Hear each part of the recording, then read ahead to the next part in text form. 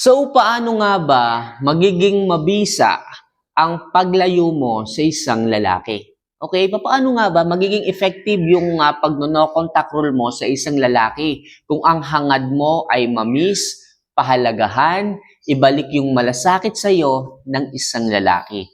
So, sa video ito, pag-uusapan natin yan mga kamamay. Kasi ang hirap din naman na lalayo kayo sa isang lalaki, sa isang relasyon, tapos hindi kayo hahabulin. Di ba parang parang inilagay mo lang sa alanganin yung sarili mo kapag kaganyan. Yung tipong gusto mo, habulin ka pero hindi ka hinabol. Di ba mas nakakahiya yun? Pero ngayon, sasabihin ko po sa inyo kung ano nga ba yung mga technique, yung paraan upang maging mabisa sa isang lalaki yung paglayo mo. Yung tinatawag na no contact rule sa isang relasyon para maging effective po yan. Talagang hanapin, mahalin, makita ng lalaki o muling lumabas yung nawalang pagmamahal sa inyo. So, bago po natin ito pag-usapan mga kamamay, isa lang palagi ang hinihiling ko if ever na nakakatulong po itong mga videos na ginagawa ko, kahit mga simple lang, huwag niyo sana kalimutan na mag-subscribe, mag-like, at syempre mag-comment na rin po dito.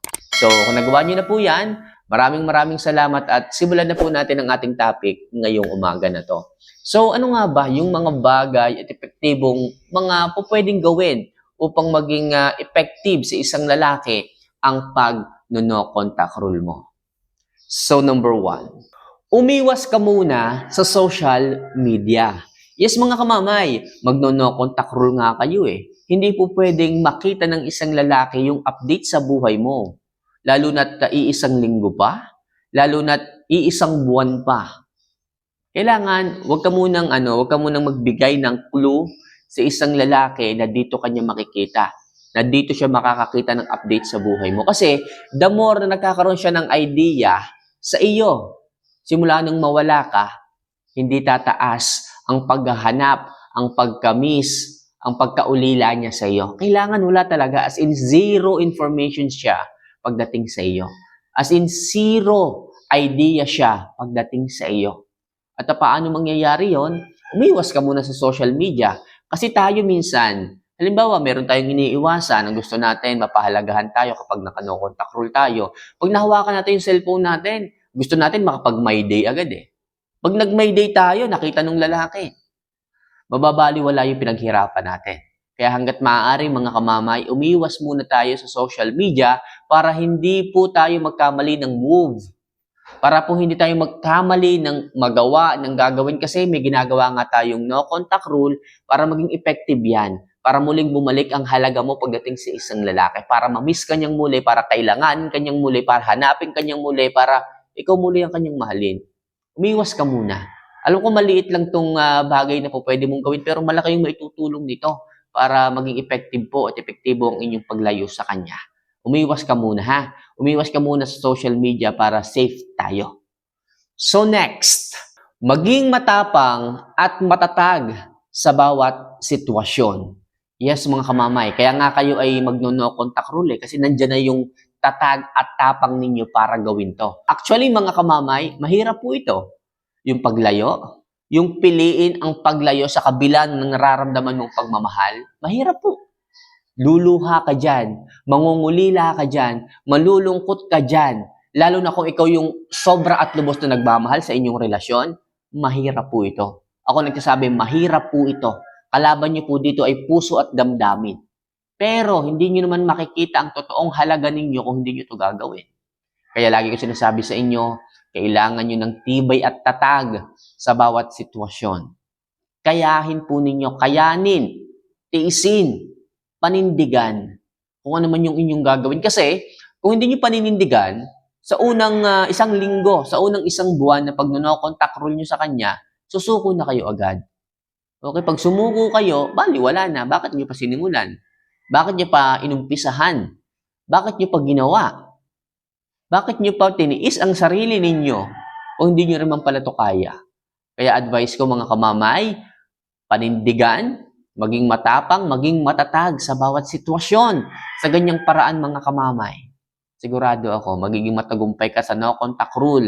Dalawa lang naman ang po pwede niyong puntahan. It's either ma-realize niya na mahal ka niya. Or it's either baliwalain ka niya dahil hindi ka naman talaga niya mahal.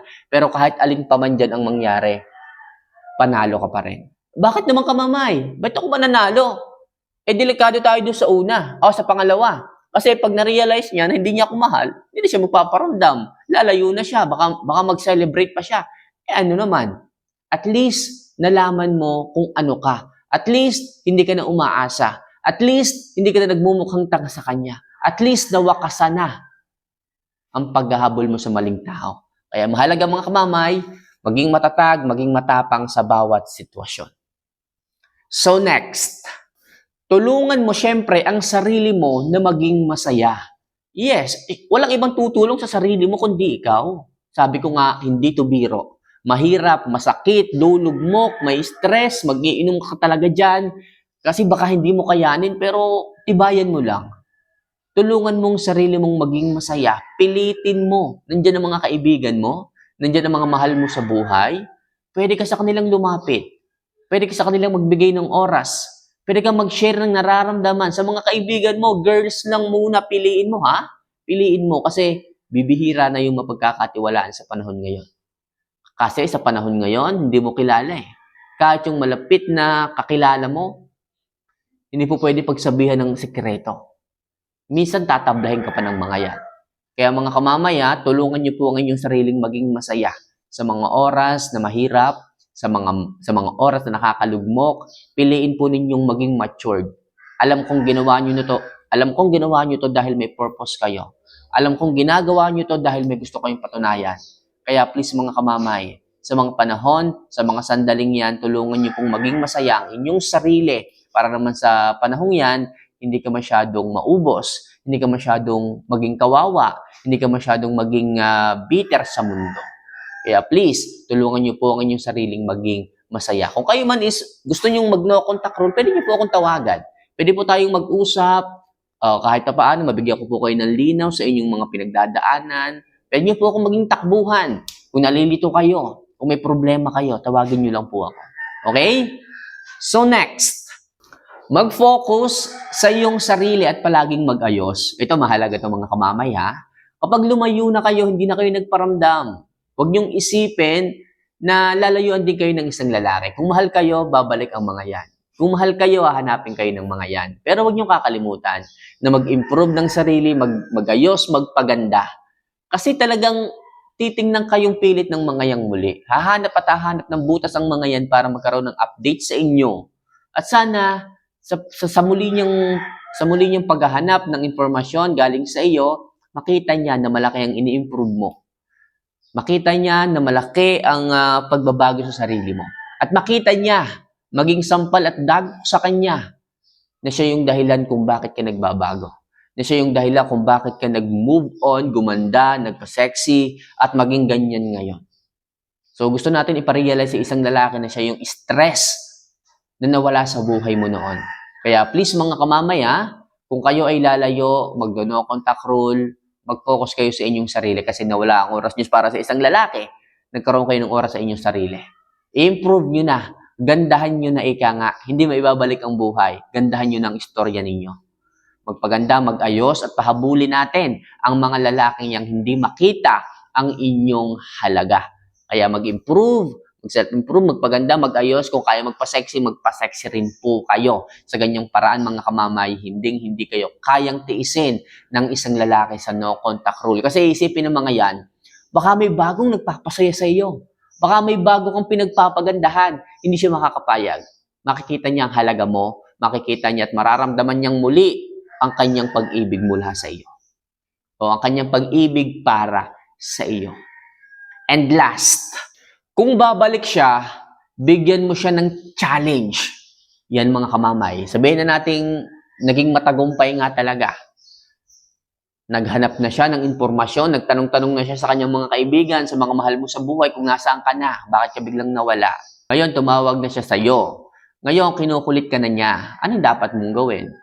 Kamamay, ito na mahal ko siya mahal ko pa siya. Huwag ka muna magpakita ng kakiligan. Huwag ka muna magpakita na gustong-gusto mo na siyang balikan. Kailangan muna natin siyang bigyan ng test. Baka kasi mamaya tumataas lang ang libido niyan dahil nakita niyang sexy ka na, makinis ka na, maayos ka na. Kailangan nating i-challenge. Hindi po pwedeng karning-karne ka agad bumalik. Hindi po pwedeng nahaplos ka lang ng isa, okay na ang lahat. Tandaan mo, sinaktan ka niya. Tandaan mo, kaya natin ginawa ang no contact rule para mayroon tayong patunayan. Meron tayong iparana sa isang lalaki na dapat hindi kanya binabaliwala, na hindi kanya pinapabayaan. So, i-challenge natin. Sabihin ninyo na meron na nagpapasaya sa iyo. Sabihin mo, masaya ka na sa sarili mong buhay kahit wala siya. I-challenge mo, huwag mo munang pabalikin. Hayaan nating magtiyaga siya pabalik sa iyo. Okay, tanda mo na nanliligaw sa iyo yung lalaki? Kung kinakailangan, magpaligaw ko uli. Para sa ganun makuha mo ang iyong hustisya. Hustisya saan? Sa hindi niya pagmamahal ng ayos sa iyo. Sa muli niyang pagbabalik, gusto nating pagbaguhin yung lalaki. Yung tipong pag sinayang niya to, ito yung kanyang pwedeng mamiss. Ito yung maaaring mawala sa kanya. Okay, huwag niyo muna masyadong tanggapin. Turuan niyo muna ng challenge. Alam niyo yung sinasabi ko. Okay? So, kaya mga kamamay, yan lang muna ang mga bagay na kailangan niyong gawin upang maging epektibo ang inyong paglayo, pag-no contact rule sa isang lalaki. So, hopefully makatulong. Sana ay makarelate yung iba, may apply nyo rin po. At syempre, balikan nyo po ako kapag naging okay na po kayo. So, for more video and love advice na kagaya nito mga kamamay, huwag nyo sanang kalimutan na mag-subscribe, mag-like, at syempre, mag-comment din po dito. So, see you for our next vlog. Mahal ko po kayo. Paalam.